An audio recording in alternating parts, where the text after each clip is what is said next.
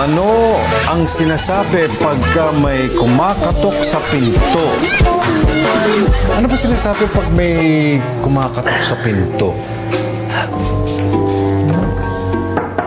Tao po. Tao po! Tama, eksakto. Oh, five, ano? Ano ang tinatawag sa nakakatandang kapatid na lalaki? Kuya. Kuya! Galing ko ngayon Bilis Ano ang sinasabi pag sumagot sa telepono? Kuya. Hello.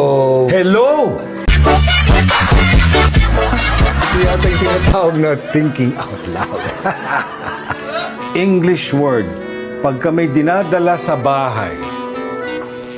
Delivery.